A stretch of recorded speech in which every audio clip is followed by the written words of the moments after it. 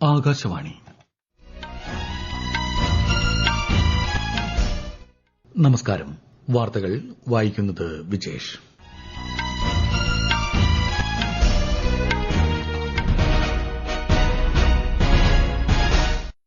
പ്രധാന വാർത്തകൾ. രാഷ്ട്രപതി ദ്രൌപദി മുർമു ഇന്ന് വിശാഖപട്ടണത്ത് നാവികസേനയുടെ അന്താരാഷ്ട്ര ഫ്ലീറ്റ് റിവ്യൂവിൽ പങ്കെടുക്കും. ഇന്ത്യ ഫ്രാൻസ് ബന്ധം സവിശേഷ ആഗോള തന്ത്രപര പങ്കാളിത്തമായി ഉയർത്തുമെന്ന് പ്രധാനമന്ത്രി നരേന്ദ്രമോദി. ന്യൂഡൽഹിയിൽ നടക്കുന്ന AI ഇംപാക്ട് ഉച്ചകോടി 3ാം ദിവസത്തിലേക്ക് കടന്നു. ഉച്ചകോടിയിൽ പങ്കെടുക്കാനെത്തിയ ലോക നേതാക്കളുമായി പ്രധാനമന്ത്രി ഇന്ന് കൂടിക്കാഴ്ച നടത്തും. പശ്ചിമബംഗാളിൽ വോട്ടർ പട്ടികയിൽ കൃത്രിമം കാണിച്ച 4 ഉദ്യോഗസ്ഥർക്കെതിരെ തെരഞ്ഞെടുപ്പ് കമ്മീഷന്റെ നിർദ്ദേശപ്രകാരം കേസെടുത്തു. സംസ്ഥാന തദ്ദേശ ദിനാഘോഷം മന്ത്രി MB രാജേഷ് ഇന്ന് രാവിലെ കണ്ണൂരിൽ ഉദ്ഘാടനം ചെയ്യും. T20 ലോകകപ്പിൽ സ്കോട്ട്ലൻഡിനെതിരെ നേപ്പാളിന് 7 വിക്കറ്റ് ജയം. ഇന്ന് ഇന്ത്യ നെതർലൻഡ്സുമായി ഏറ്റുമുട്ടും. വാർത്തകൾ വിശദമായി. രാഷ്ട്രപതി ദ്രൌപദി മുർമു ഇന്ന് ആന്ധ്രാപ്രദേശിലെ വിശാഖപട്ടണത്ത് നാവികസേനയുടെ കരുത്തും സമുദ്രശക്തിയും അവലോകനം ചെയ്യുന്ന അന്താരാഷ്ട്ര ഫ്ലീറ്റ് റിവ്യൂവിൽ പങ്കെടുക്കും. ഈ മാസം 25 വരെയാണ് വിശാഖപട്ടണത്ത് നാവികസേനയുടെ ഫ്ലീറ്റ് റിവ്യൂ സംഘടിപ്പിക്കുന്നത്.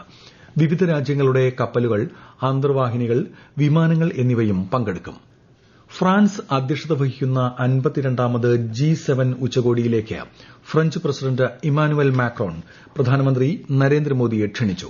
ഇവിയനിൽ നടക്കുന്ന ഉച്ചകോടിക്ക് മുന്നോടിയായി അന്താരാഷ്ട്ര അജണ്ടയിൽ ധാരണയിലെത്താൻ ഇന്ത്യയും ഫ്രാൻസും അഡ്ഹോക് മീറ്റിംഗ് ചേരും. ഇന്ത്യ ഫ്രാൻസ് ബന്ധം പ്രത്യേക ആഗോള തന്ത്രപര പങ്കാളിത്തമായി ഉയർത്തുമെന്ന് പ്രഖ്യാപിച്ച് പ്രധാനമന്ത്രി നരേന്ദ്രമോദി. മുംബൈയിൽ ഫ്രഞ്ച് പ്രസിഡന്റ് ഇമ്മാനുവൽ മാക്രോണുമായി പ്രധാനമന്ത്രിയുടെ നേതൃത്വത്തിൽ നടത്തിയ പ്രതിനിധിതല ചർച്ചയിൽ ഇന്ത്യയും ഫ്രാൻസും 21 കരാറുകളും രേഖകളും കൈമാറി. ഇന്തോ യൂറോപ്യൻ സഹകരണത്തിൽ സുപ്രധാന വഴിത്തിരിവാണ് 2026 എന്ന് മുംബൈയിലെ ലോക് ഭവനിൽ ഫ്രഞ്ച് പ്രസിഡന്റുമായി നടത്തിയ സംയുക്ത പ്രസ്താവനയിൽ പ്രധാനമന്ത്രി പറഞ്ഞു. വിശദാംശങ്ങൾ. കർണാടകയിലെ വെമ്പകലിൽ ടാറ്റ അഡ്വാൻസ്ഡ് സിസ്റ്റംസ് എയർബസുമായി സഹകരിച്ച് സ്ഥാപിച്ച H125 helicopter final assembly line ഇരു നേതാക്കളും ഓൺലൈനായി ഉദ്ഘാടനം ചെയ്തു.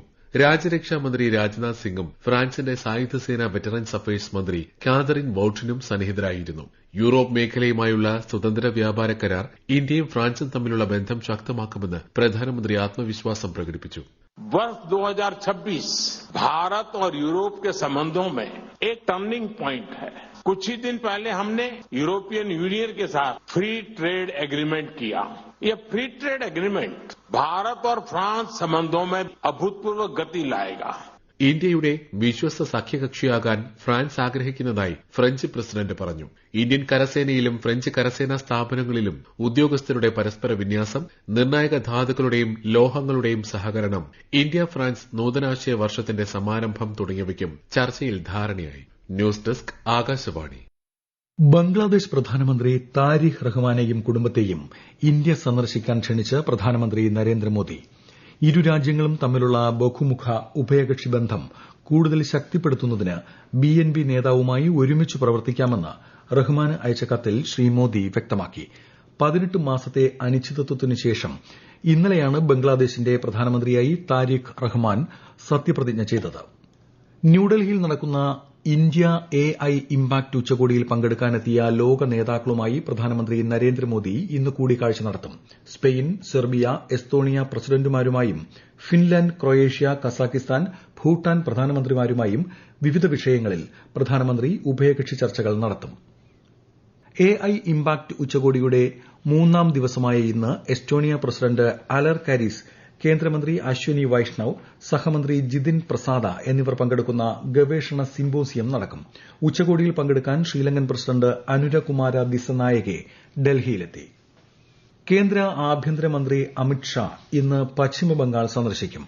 നോദിയയിലെ മായാപൂരിലുള്ള ഇസ്കോൺ ആസ്ഥാനത്ത് ശ്രീല ഭക്തി സിദ്ധാന്ത സരസ്വതി താക്കൂറിന്റെ 152ാം ജന്മവാർഷികാഘോഷത്തിൽ പങ്കെടുക്കും. ജയപതാക സ്വാമി മഹാരാജുമായി കൂടിക്കാഴ്ച നടത്തുന്ന ശ്രീ അമിത് ഷാ ക്ഷേത്ര പരിസരത്ത് സംഘടിപ്പിക്കുന്ന പൊതുസമ്മേളനത്തെ അഭിസംബോധന ചെയ്യും. പശ്ചിമബംഗാളിൽ കേന്ദ്ര തെരഞ്ഞെടുപ്പ് കമ്മീഷന്റെ നിർദ്ദേശത്തെ തുടർന്ന് 4 ഉദ്യോഗസ്ഥർക്കെതിരെ സംസ്ഥാന സർക്കാർ FIR ഫയൽ ചെയ്തു. വോട്ടർ പട്ടികയിൽ കൃത്രിമം കാണിച്ചതും ഡാറ്റ സുരക്ഷയിൽ വിട്ടുവീഴ്ച ചെയ്തതും ചൂണ്ടിക്കാട്ടിയാണ് കേസ്. കഴിഞ്ഞ വർഷം ഓഗസ്റ്റിലും വോട്ടർ പട്ടികയിൽ കൃത്രിമം കാണിച്ചതിന് ഇതേ ഉദ്യോഗസ്ഥരെ തെരഞ്ഞെടുപ്പ് കമ്മീഷൻ സസ്പെൻഡ് ചെയ്തിരുന്നു. കേരളത്തിൽ തീവ്ര വോട്ടർ പട്ടിക പരിഷ്കരണ നടപടികൾ പുരോഗമിക്കുന്നു. അന്തിമ വോട്ടർ പട്ടിക ഈ മാസം 21-ന് പ്രസിദ്ധീകരിക്കും.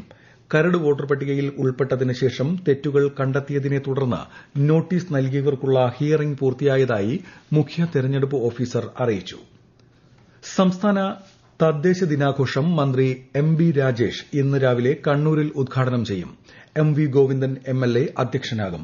തുടർന്ന് അതിദാരിദ്ര്യ നിർമ്മാർജ്ജന പദ്ധതി 2.0 എന്ന വിഷയത്തിൽ സെമിനാർ നടക്കും. നവകേരള സർവേ നടത്തുന്നതിനുള്ള കേരള സർക്കാർ ഉത്തരവ് ഹൈക്കോടതി റദ്ദാക്കി. ചീഫ് ജസ്റ്റിസ് സൌമൻ സെൻ ഉൾപ്പെടുന്ന ഡിവിഷൻ ബെഞ്ചിന്റേതാണ് വിധി. നിയമസഭാ തെരഞ്ഞെടുപ്പ് അടുത്തിരിക്കെ രാഷ്ട്രീയ ലക്ഷ്യത്തോടെയാണ് സർവേ നടത്തുന്നതെന്ന് പൊതുതാൽപര്യ ഹർജിയിൽ ചൂണ്ടിക്കാട്ടിയിരുന്നു. ഈ വാർത്തകൾ ആകാശവാണിയിൽ നിന്ന്. ആകാശവാണി വാർത്തകളും വാർത്താ അധിഷ്ഠിത പരിപാടികളും all India radio news Thiruvananthapuram YouTube ചാനലിലും at all India radio news Thiruvananthapuram Facebook പേജിലും AIR ന്യൂസ് _തിരുവനന്തപുരം ഇൻസ്റ്റഗ്രാം അക്കൌണ്ടിലും at AIR news _TVM X ഹാൻഡിലും ലഭ്യമാണ്. പ്രധാനമന്ത്രി നരേന്ദ്രമോദി ആകാശവാണിയിലൂടെ ജനങ്ങളുമായി ആശയങ്ങൾ പങ്കുവയ്ക്കുന്ന പ്രതിമാസ റേഡിയോ പ്രഭാഷണ പരിപാടി മൻ കി ബാത്ത് ഈ മാസം 22-ന്. പരിപാടിയുടെ 131-ാം പതിപ്പാണിത്. ദൂരദർശന്റെയും ആകാശവാണിയുടെയും എല്ലാ ശൃംഖലകളിലും പരിപാടി ലഭ്യമാകും. മൻ കി ബാത്തിലേക്കുള്ള ആശയങ്ങളും അഭിപ്രായങ്ങളും മൈ ജിഒവി, നമോ ആപ്പ് എന്നിവയിലൂടെയോ 1800117800 എന്ന ടോൾ ഫ്രീ നമ്പരിലോ ഈ മാസം 20 വരെ അറിയിക്കാം. തിരുവല്ല ഇരവിപേരൂരിൽ പ്രത്യക്ഷ രക്ഷാ ദൈവസഭാ സ്ഥാപകൻ ശ്രീകുമാര ഗുരുദേവന്റെ 148ാമത് ജന്മദിന സമ്മേളനം കേന്ദ്രമന്ത്രി ജോർജ് കുര്യൻ ഉദ്ഘാടനം ചെയ്തു. മാറ്റത്തിനും സമാധാനത്തിനും വേണ്ടി നിലകൊണ്ട ശ്രീകുമാര ഗുരുദേവൻ വെളിച്ചം, വിജ്ഞാനം, വിമോചനം എന്ന പ്രത്യയശാസ്ത്രം മുന്നോട്ട് വച്ചതായി കേന്ദ്രമന്ത്രി പറഞ്ഞു. തീരദേശ സുരക്ഷാ അവബോധം, ദേശീയ ഐക്യം, സമൂഹ പങ്കാളിത്തം എന്നിവ ശക്തിപ്പെടുത്തുക എന്ന ലക്ഷ്യവുമായി CISF സംഘടിപ്പിക്കുന്ന വന്ദേ മാതരം തീരദേശ സൈക്ലത്തോൺ വെള്ളിയാഴ്ച കേരളത്തിലെത്തും. കൂടുതൽ വിവരങ്ങളുമായി ആകാശവാണി ലേഖകൻ സ്മിതി M. പള്ളുരുത്തി.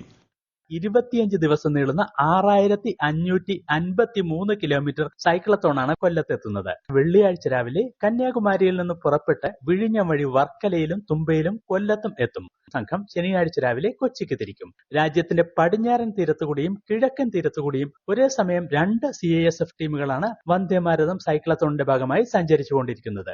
ഇരു സംഘങ്ങളും കൊച്ചിയിൽ സന്ധിക്കും. ICC T20 ലോകകപ്പിൽ സ്കോട്ട്ലൻഡിനെതിരെ നേപ്പാളിന് 7 വിക്കറ്റ് വിജയം. ഇന്ന് രാവിലെ 11-ന് ഡൽഹിയിൽ നടക്കുന്ന മത്സരത്തിൽ ദക്ഷിണാഫ്രിക്ക UAE-യുമായി ഏറ്റുമുട്ടും. രണ്ടാം മത്സരത്തിൽ പാകിസ്ഥാൻ നമീബിയയുമായും ഇന്ത്യ നെതർലൻഡ്സുമായും ഏറ്റുമുട്ടും. രാത്രി 7 മണിക്ക് അഹമ്മദാബാദിലാണ് ഇന്ത്യ നെതർലൻഡ്സ് പോരാട്ടം. ICC വനിതാ ഏഷ്യാകപ്പ് റൈസിംഗ് സ്റ്റാർസ് ടൂർണമെന്റിൽ ഇന്ത്യ സെമിയിൽ കടന്നു. ഗ്രൂപ്പ് എ മത്സരത്തിൽ നേപ്പാളിനെ 7 വിക്കറ്റിന് പരാജയപ്പെടുത്തിയാണ് ഇന്ത്യയുടെ സെമി പ്രവേശം. ഗ്രൂപ്പ് എയിൽ 4 പോയിന്റോടെ ഇന്ത്യ പട്ടികയിൽ ഒന്നാമതാണ്. കേരളത്തിൽ റംദാൻ വ്രതാരംഭം നാളെ. മാസപ്പിറവി ദൃശ്യമാകാത്തതിനാൽ റംദാൻ 1 വ്യാഴാഴ്ച ആയിരിക്കുമെന്ന് വിവിധ ഖാസിമാർ അറിയിച്ചു. ഒമാൻ ഒഴികെയുള്ള ഗൾഫ് രാജ്യങ്ങളിൽ ഇന്ന് റമദാൻ വ്രതാനുഷ്ഠാനം ആരംഭിച്ചു. സൌദി അറേബ്യയിലും UAE-യിലും ഇന്നലെ മാസപ്പിറവി ദൃശ്യമായി. ഖത്തർ, കുവൈത്ത് എന്നിവിടങ്ങളിലും ഇന്ന് നോമ്പിന്റെ ആദ്യ ദിനമായി പ്രഖ്യാപിച്ചു. അതേസമയം ഒമാനിൽ നാളെയാണ് റമദാൻ ആരംഭിക്കുക. സൈനിക സ്കൂൾ അപേക്ഷകരെ ലക്ഷ്യം വെച്ചുള്ള വ്യാജ സൈറ്റുകൾക്കെതിരെ ജാഗ്രത പാലിക്കാൻ നിർദ്ദേശം. കൌൺസിലിംഗ് രജിസ്ട്രേഷൻ സംബന്ധിച്ച് ചില സൈറ്റുകളിൽ നിന്ന് വിദ്യാർത്ഥികൾക്ക് മെയിലുകൾ ലഭിച്ചതായും ഒരു നിശ്ചിത തുക അടയ്ക്കാൻ ആവശ്യപ്പെട്ടതായും റിപ്പോർട്ട് ചെയ്തിട്ടുണ്ട്. പ്രധാന വാർത്തകൾ വീണ്ടും. രാഷ്ട്രപതി ദ്രൌപതി മുർമു ഇന്ന് വിശാഖപട്ടണത്ത് നാവികസേനയുടെ അന്താരാഷ്ട്ര ഫ്ലീറ്റ് റിവ്യൂവിൽ പങ്കെടുക്കും. ഇന്ത്യ ഫ്രാൻസ് ബന്ധം സവിശേഷ ആഗോള തന്ത്രപര പങ്കാളിത്തമായി ഉയർത്തുമെന്ന് പ്രധാനമന്ത്രി നരേന്ദ്രമോദി. ന്യൂഡൽഹിയിൽ നടക്കുന്ന AI ഇംപാക്ട് ഉച്ചകോടി 3ാം ദിവസത്തിലേക്ക് കടന്നു. ഉച്ചകോടിയിൽ പങ്കെടുക്കാനെത്തിയ ലോക നേതാക്കളുമായി പ്രധാനമന്ത്രി ഇന്ന് കൂടിക്കാഴ്ച നടത്തും. പശ്ചിമബംഗാളിൽ വോട്ടർ പട്ടികയിൽ കൃത്രിമം കാണിച്ച 4 ഉദ്യോഗസ്ഥർക്കെതിരെ തെരഞ്ഞെടുപ്പ് കമ്മീഷന്റെ നിർദ്ദേശപ്രകാരം കേസെടുത്തു. സംസ്ഥാന തദ്ദേശ ദിനാഘോഷം മന്ത്രി MB രാജേഷ് ഇന്ന് രാവിലെ കണ്ണൂരിൽ ഉദ്ഘാടനം ചെയ്യും. T20 ലോകകപ്പിൽ സ്കോട്ട്ലൻഡിനെതിരെ നേപ്പാളിന് 7 വിക്കറ്റ് ജയം. ഇന്ന് ഇന്ത്യ നെതർലൻഡ്സുമായി ഏറ്റുമുട്ടും. വാർത്തകൾ കഴിഞ്ഞു. അടുത്ത വാർത്താ പ്രക്ഷേപണം 11 മണിക്ക്.